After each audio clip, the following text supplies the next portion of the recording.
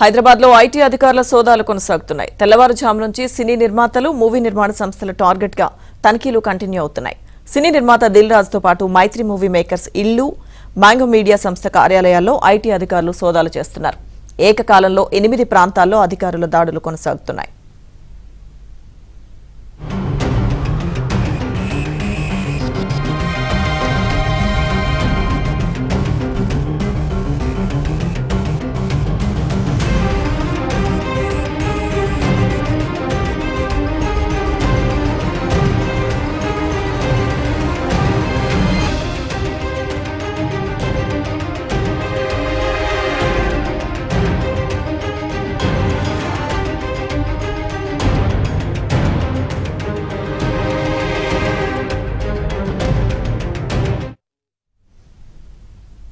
హైదరాబాద్ లో ఐటీ సోదాలకు సంబంధించి పూర్తి సమాచారం మా క్రైమ్ కరెస్పాండెంట్ ప్రవీణ్ అందిస్తారు. ప్రవీణ్, చెప్పండి, ఉదయం నుంచి కూడా ఐటీ సోదాలు కొనసాగుతున్న 8 ప్రాంతాల్లో జరుగుతున్నట్టుగా తెలుస్తుంది.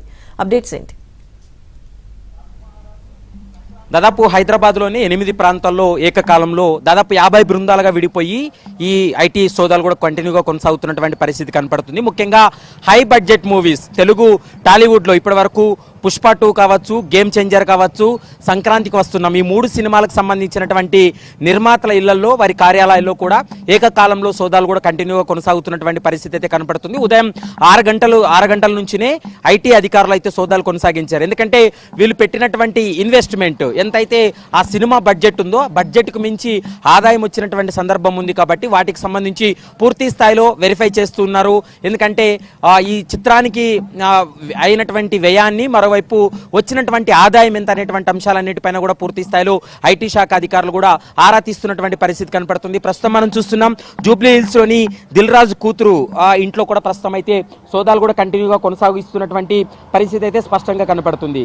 ఎందుకంటే గడిచినటువంటి 2 ఏళ్లగా టాలీవుడ్కి సంబంధించినటువంటి ప్రముఖుల ఇళ్లలో ఎక్కడ కూడా సోదాలు కొనసాగలేదు. కానీ పుష్ప 2 తర్వాత గేమ్ చేంజర్ అనేటువంటి 2 సినిమాలు కూడా హై బడ్జెట్ సినిమాలు.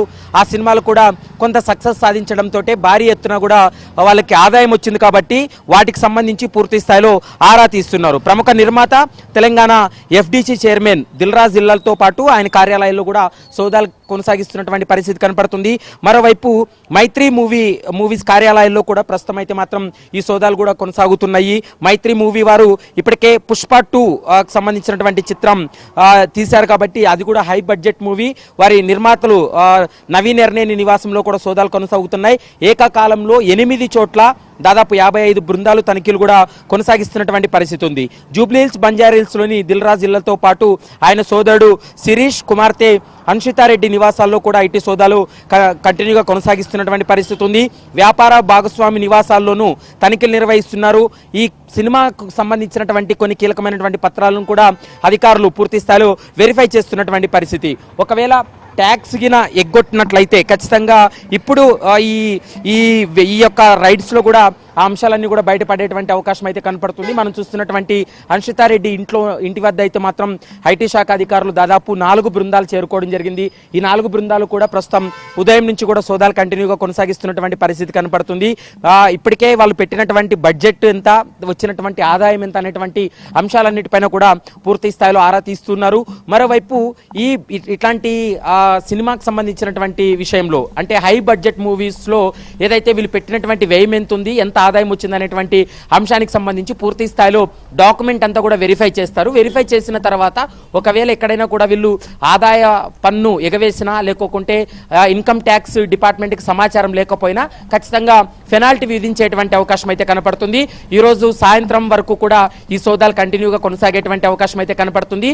ఇప్పటికే మైత్రి మూవీస్ వాళ్ళకి సంబంధించినటువంటి 2 నిర్మాతలు ఎవరు ఉన్నారో వాళ్ళ నుంచి కూడా కొంత సమాచారాన్ని రాబట్టేటువంటి ప్రయత్నం చేస్తున్నారు.